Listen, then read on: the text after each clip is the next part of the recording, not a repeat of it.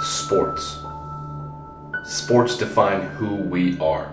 We live for every pitch, every out, every run scored, and every single win. But when things take a turn for the worse, we change.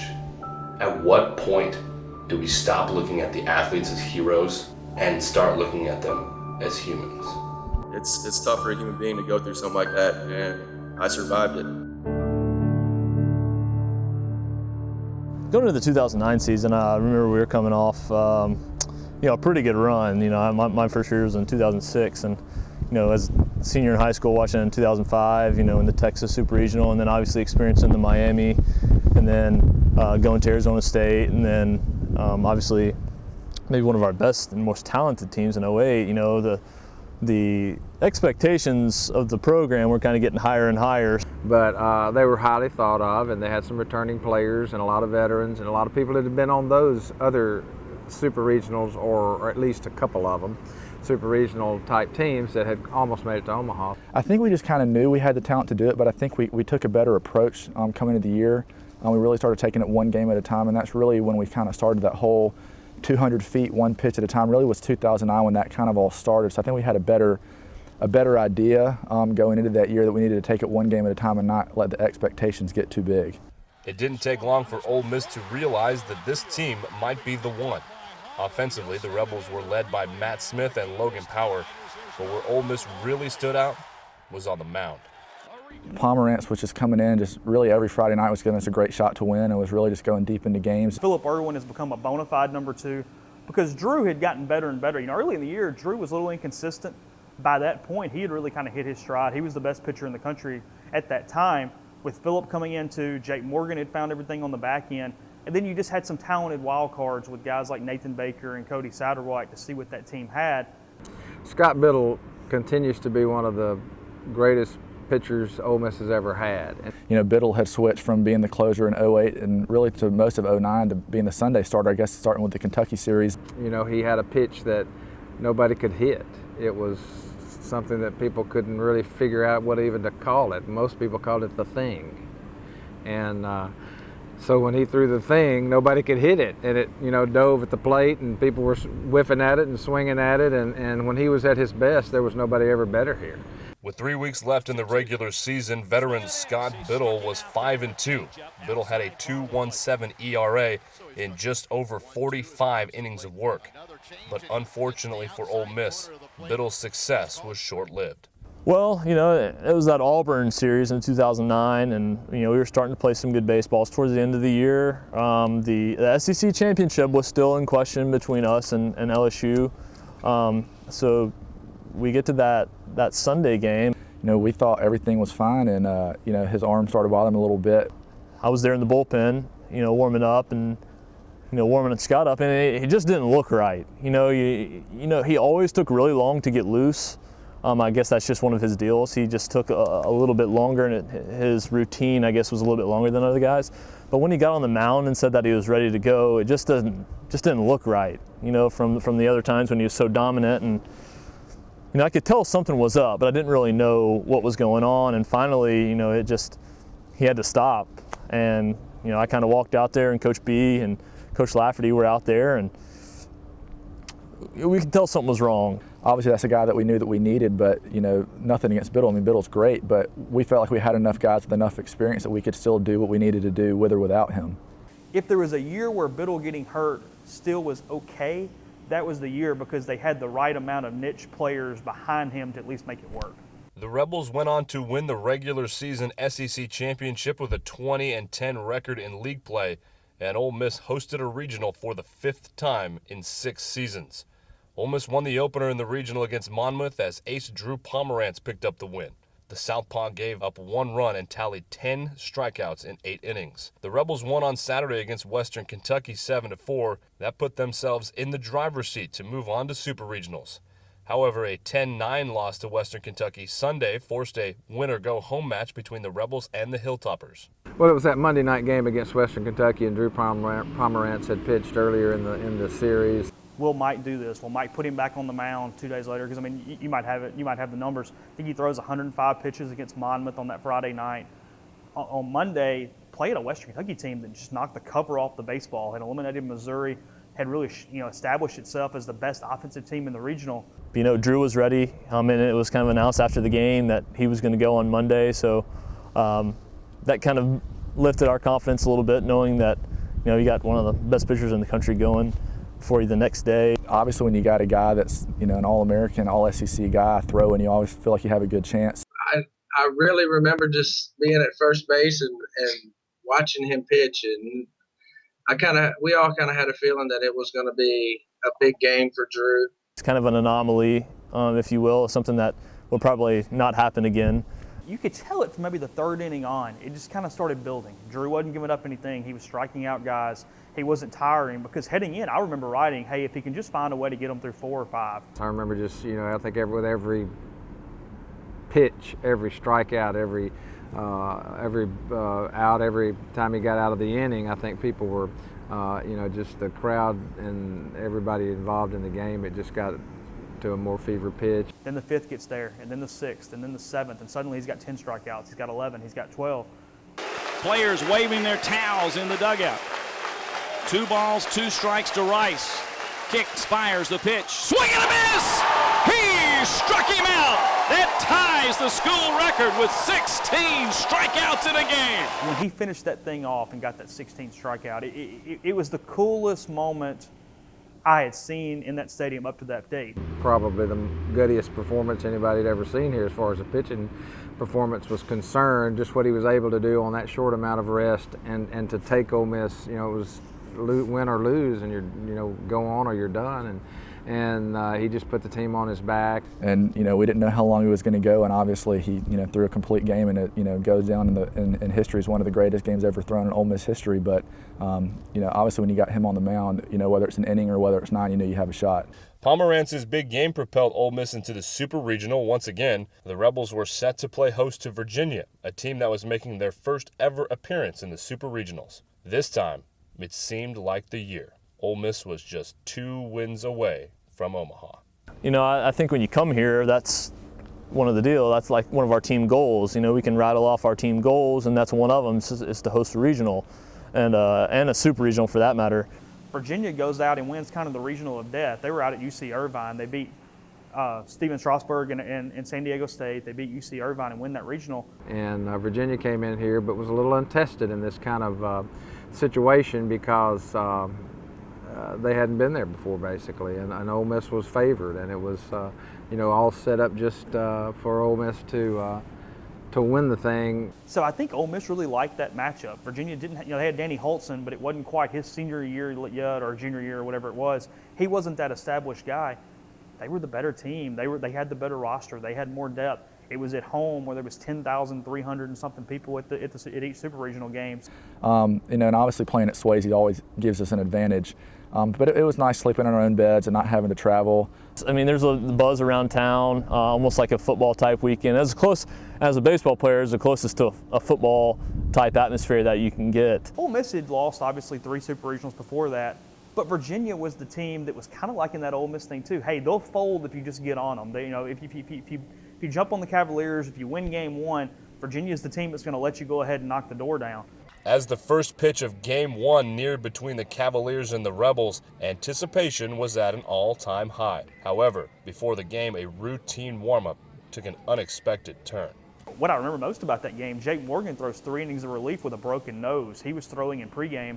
Nathan Baker hits him with just a warm-up pitch when they're tossing in left field. And I heard everybody yelling for Tony, who was our trainer at the time. And I saw somebody on the ground, holding their face, and I didn't know it was Jake at the time. Then we figured out it was Jake, and Jake's such a tough guy. So Jake's got this bandage on his nose. It's blood coming out of his nostrils. It's swollen. He goes out and gets 3 innings for the win. And it's just, again, it's like Biddle getting hurt, like Jake getting hurt the day of. It's just something we had to take in stride and be ready to adjust and just have to find somebody else who was maybe going to step up that day. It seemed like, we both had some opportunities and just couldn't get a run home. And we were just thinking, okay, it's got to take a big blow. Somebody's got to come through with a home run. Baseball players get kind of creative in extra innings to try to figure out something to kind of change the juju to win the game. And I remember Wade Broyles and I, that inning, we decided that we were going to turn our hat backwards and lean over on the rail like this. That was just, it didn't really mean anything. It was just something different for that inning. And then I think it was first pitch. Matt Smith's first pitch. Swung on, fly ball, left field. Go, go, go, go, gone! Matt Smith has won it with a walk-off home run. Holy mackerel, 4-3 Rebels. The coaches are trying to get the players back. Let him cross the plate first, and the Rebels are 1 game away. Yeah, baby! Man, one of the craziest feelings ever, honestly. It's probably the number one baseball moment of my whole baseball career.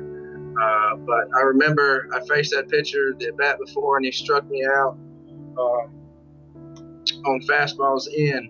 And so I just remember going up there telling myself he's not going to beat me in. And the first pitch he threw me was a fastball in, and I didn't miss it. And I remember hitting it and watching it, and I was like, man, that's going to get out of here. And I kind of flipped my bat, and it went out. And I just remember the beer shower, right field all the way to left field, and just, I mean, it was like I was floating around the bases. It was one of the coolest moments ever. Matt Smith, probably my favorite guy to cover while I've been at Ole Miss. Such a nice moment for him. I think it was the first pitch of the inning. He launches it over the left center field gap. The bat flip, just the mob and the crowd going crazy. I mean, as I said, Pomeranz's 16th strikeout was up there, but I think everybody thought they won it that night. The loudest I've ever heard a baseball game. I was sitting right behind home plate, no doubt or off the bat. He knew it, we all knew it, and indescribable feeling. It felt like they finally came through. Ole Miss came through at a time when they had to. They got the big hit that they never could get, and you just thought with Pomeranz not even pitched yet, you really felt good that they were going to get one more. Everybody thought they were going to Omaha. I just remember getting done with the game, going into the locker room, showering. Everybody happy, upbeat, excited. They were like, we're going home, let's get some rest, let's come back, let's get it tomorrow, and let's go to Omaha. 1 game away. That's where Ole Miss stood, but they've been there before. In 2005, it was Texas. In 2006, it was Miami. But this year seemed different. You wanted to be the guys that kind of buck the trend, if you will, because that's kind of been the trend, is win that first one and then not able to close the deal, if you will. So up to that point, I was foolish enough to go ahead and book some plans in Omaha. But that year, I was going to wait until we actually got through the door. I mean, I'll be honest, I started kind of looking around for rooms in Omaha myself. I remember walking in the stadium that day, just feeling the excitement.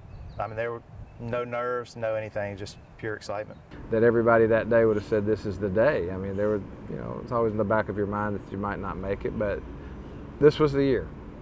And then you got Pomeranz going against their number 2, so you think we got all the confidence in the world. I can remember even from the first inning, everybody saying, okay, 26 outs to go, 25. Out in right field, there were the signs that counted down the outs. And Ole Miss gets the early lead. Logan Power hits the home run. Ball game. Our guy's going to hold them, and everything's going to be great. They get up. Drew's on the mound, gets up a run, but it's still okay. Drew's okay.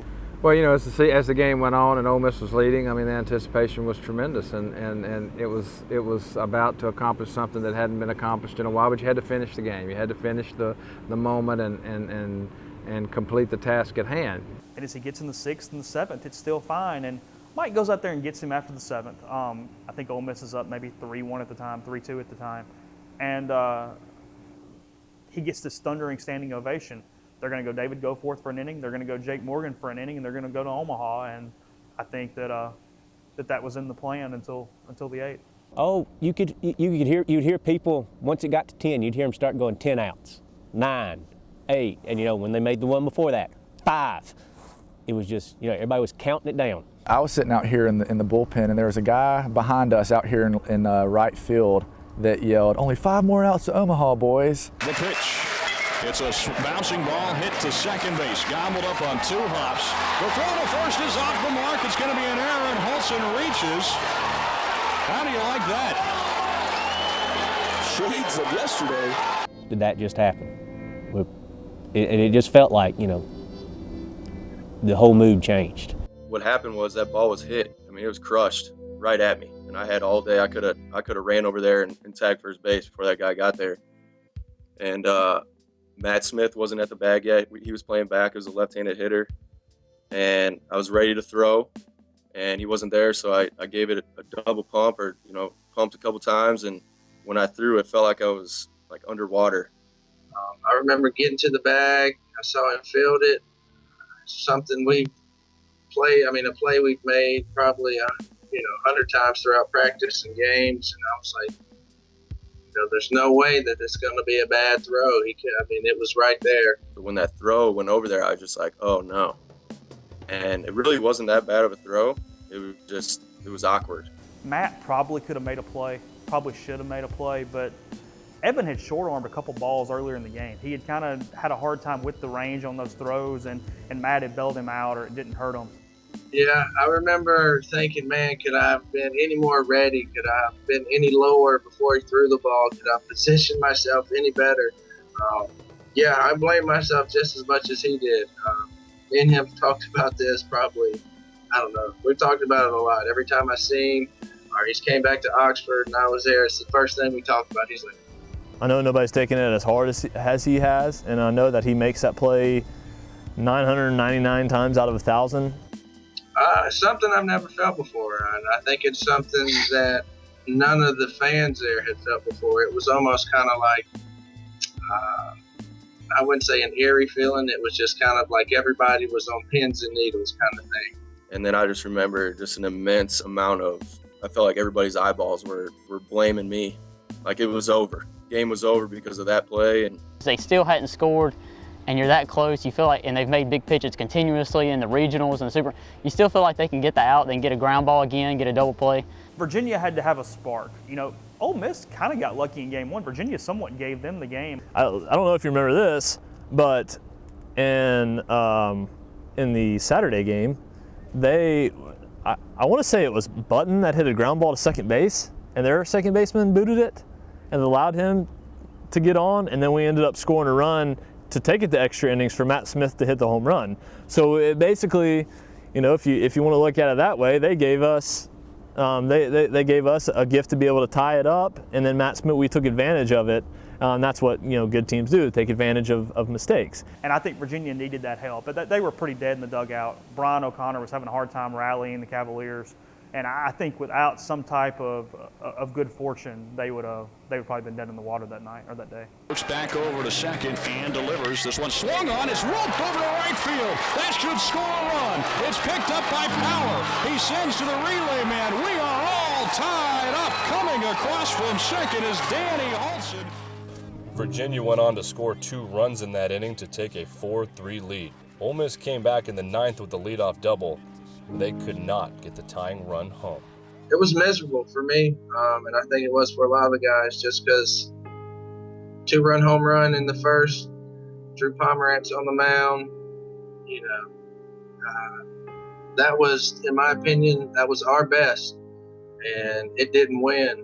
People after that game went home and went to the gas station and was just doing everything I could to get my mind off of it. And these 2 guys were in there blaming me for losing the series, and it wasn't even over yet. And I could have put my fist right through their face, but I still get flack for it. I really felt bad for Evan, and still do, because I know he still thinks about it. He'll come to Oxford and he's like, yeah, dude, people still see me and say, there's the guy that blew our chance to Omaha. And I'll go to these stadiums within the Midwest, not even close to Oxford, and Button, it's your fault. It's your fault. I want to run up in the stands and beat their ass, but you just can't do that. It's easy for people to look at it from a fan perspective and want to blame Evan for that and for what happened. But, for me, for one thing, that frustrates me, because at the end of the day, that's my teammate. And, I'm behind him 100%. And at the end of the day, we lost that game as a team. With Evan, yeah, he was pretty hurt about it, but it was like a blip on the radar screen. We didn't think that that was a big deal at all. Virginia comes from behind to steal one away. The series was not over at that point. It was tied at 1 game apiece. Ole Miss still had a chance to rally the next day, but something was missing. Yeah, it was completely different because Biddle wasn't there. Biddle wasn't there to give the ball to. By that point, Cody Satterwhite was completely out of favor. It was Nathan Baker's ball, and Nathan's a guy that probably Ole Miss didn't get enough out of. Left-hander, 94, 95 on the gun. struggled some mentally, but all the tools in the world. So, I mean, you're handing the ball to an uber talented guy to see what happens in game 3. Virginia got a couple runs early. I think the final score was 4-1 or something. Ole Miss just couldn't hit. They never was able to do much offensively. They were very listless at the plate. And the obituary was starting to be written maybe in the 3rd or 4th inning. You could just tell they're never going to put that together. They're never going to find that spark to get things going. Ole Miss started the game off right and then went up 1-0 in the first, but the Cavaliers took control later in the game. They would end up going ahead 4-1 before winning 5-1. That crushed the Ole Miss Rebels' chance of finally making it to Omaha. Nico is ready.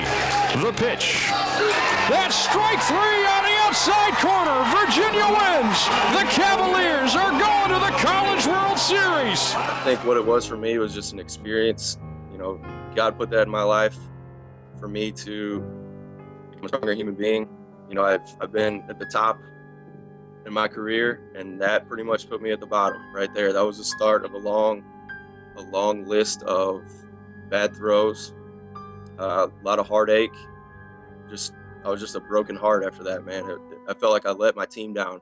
Evan was struggling, as any student athlete would, as any person would after what that was dealt with. I think I watched that game and watched him in the press conference and thought, how long is this going to take him to kind of get over it? Because Evan was a really nice guy, a guy that I enjoyed covering, and you could just tell that would be a play he'd probably play in his mind for a long, long time. It definitely didn't happen overnight.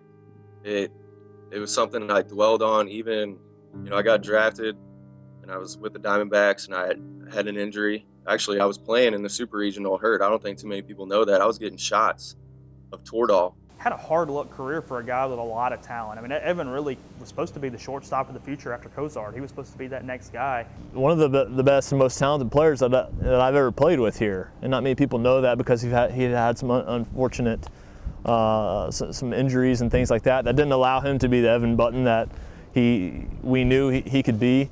I would wake up in the morning, I could barely walk to the bathroom. My Achilles was like hanging by a thread. So I was begging for them to help me out, and they'd give me shots before the game. So when I got drafted, they wouldn't give me shots. So I was out for about a month and a half getting this Achilles fixed.